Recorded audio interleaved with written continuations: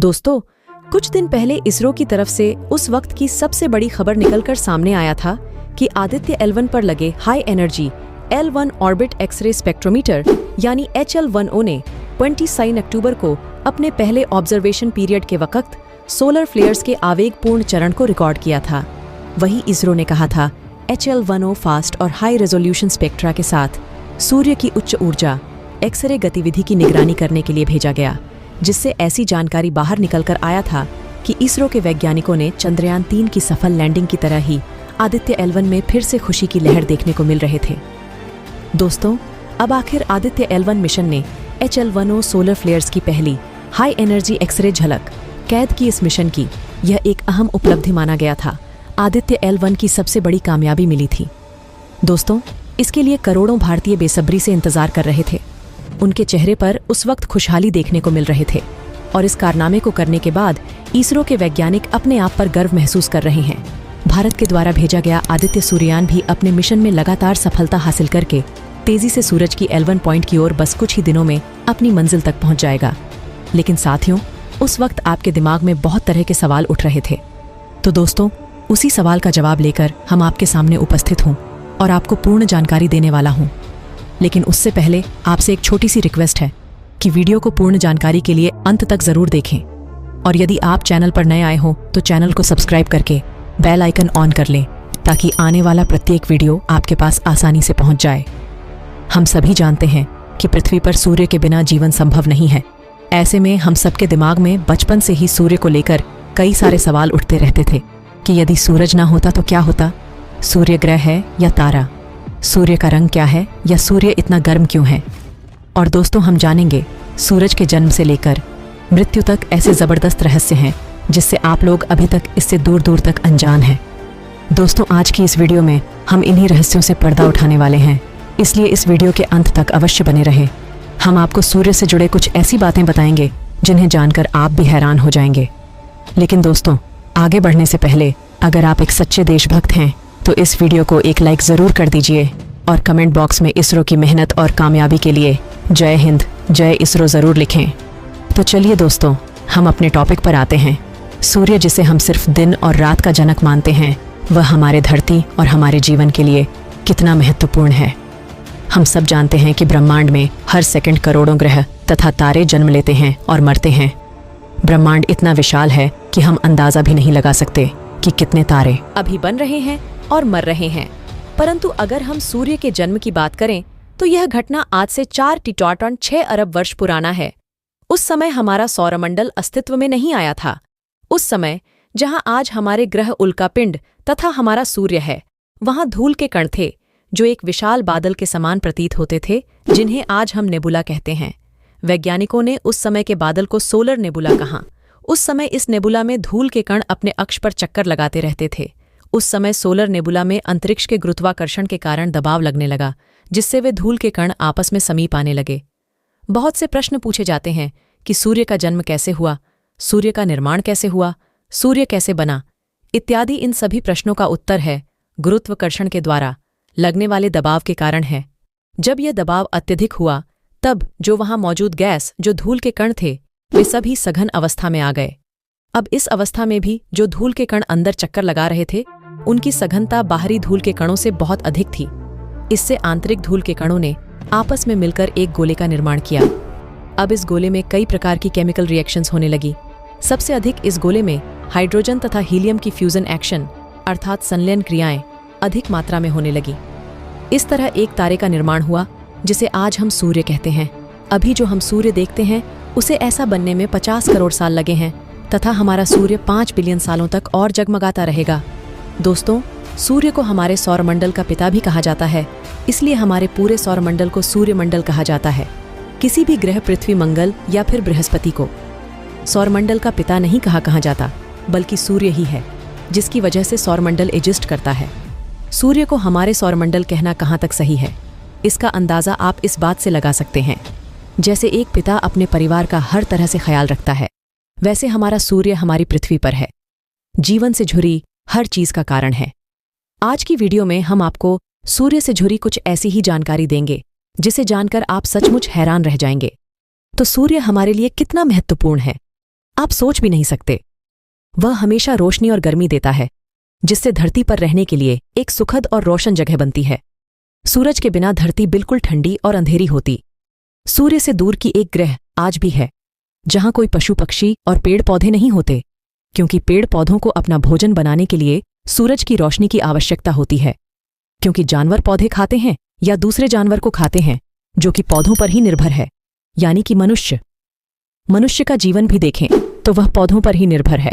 और यदि पेड़ पौधे नहीं होंगे तो हमें सांस लेने के लिए ऑक्सीजन तक नहीं मिल पाएगा, और सिर्फ कार्बन डाइऑक्साइड की वजह से हमारी पृथ्वी इतना ज्यादा गर्म हो जाएगा जितना कि आज आप शुक्र ग्रह को देख सकते हैं। मतलब है कि सूरज के बिना पौधे जिंदा नहीं रह सकते और पौधों के बिना कोई जानवर भी नहीं रह सकता। लेकिन क्या आप यह जानते कि आज से 5 अरब साल बाद सूर्य अपने 40 ज्यादा चमकने लगेगा। सारे सागर, महासागर और नदियों का पानी जलवाष्प बनकर अंतरिक्ष में रह जाएगा और इस तरह पृथ्वी पर जीवन का अंत हो जाएगा। हमारा पृथ्वी के गुरुत्वाकर्षण के बारे में तो आप सभी जानते हैं कि पृथ्वी के गुरुत्वाकर्षण की वजह से ही हम इस पर टिके रहते हैं। सूर्य का गुरुत्वाकर्षण धरती का गुरुत्वाकर्षण के मुकाबले 28 गुना ज्यादा है। मतलब कि अगर धरती पर आपका वजन 100 किलोग्राम है तो सूर्य पर आपका वजन 100 किलोग्राम हो जाएगा। धरती की तरह सूर्य ठोस नहीं है, यह सारा का सारा गैस का बना हुआ है। यानी कि सूर्य की ऐसी कोई सतह नहीं है जहां पर आप पैर रखते हैं। सूर्य का गुरुत्व इतना ज्यादा शक्तिशाली है कि अरब किलोमीटर दूर स्थित प्लूटो ग्रह आज भी सूरज के गुरुत्वाकर्षण के कारण अपने कक्षा में चक्कर काट रहा है। यदि सूर्य का गुरुत्वाकर्षण बल इतना मजबूत ना होता तो प्लूटो कहीं अंतरिक्ष में खो गया होता। पलायन वेग न्यूनतम वेग है जिससे फेंका गया कोई पिंड पृथ्वी के गुरुत्वाकर्षण क्षेत्र से बाहर चला जाता है और पुनः लौटकर पृथ्वी पर कभी नहीं आता। गिलाय 0.2 किलोमीटर प्रति सेकंड की गति से कोई भी चीज पृथ्वी के विपरीत दिशा में बल लगाकर जाएगा तो वह कभी भी लौटकर पृथ्वी पर वापस नहीं आएगा। उसी तरह सूर्य का पलायन वेग 1.5 किलोमीटर प्रति सेकंड है। यानी कि यदि आपको सूर्य के धरातल बाहर निकलना है तो आपको 60.5 किलोमीटर प्रति सेकंड की रफ्तार से निकलना होगा। प्रकाश सूर्य से प्लॉट तक पहुंचने में 1.5 घंटा का समय लेता है और वही प्रकाश धरती पर 10 मिनट में पहुंच जाता है। जैसे हमारी धरती अपनी दूरी के समक्ष 24 घंटे में एक चक्कर पूरा करता है, उसी से हमारे दिन और रात बनते हैं। ऐसे ही सूर्य अपनी दूरी के समक्ष 25 दिन में एक चक्कर पूरा करता है।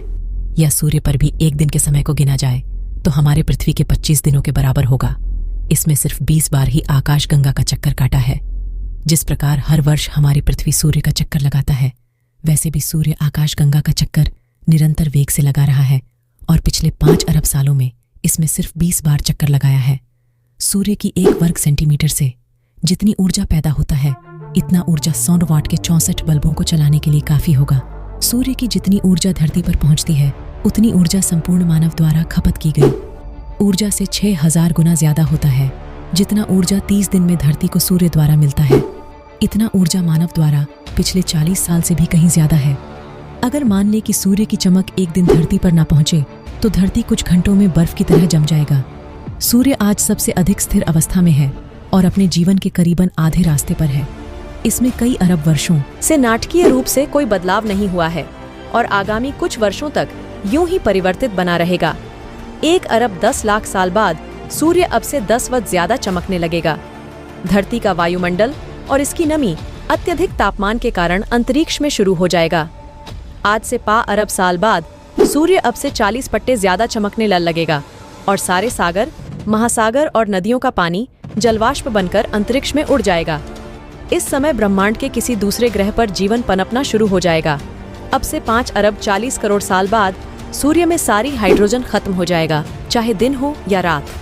आप जब भी कुछ कर रहे हो तो सूर्य द्वारा छोड़े गए 10 लाख अरब न्यूट्रॉन आपके शरीर से गुजर रहे होते हैं।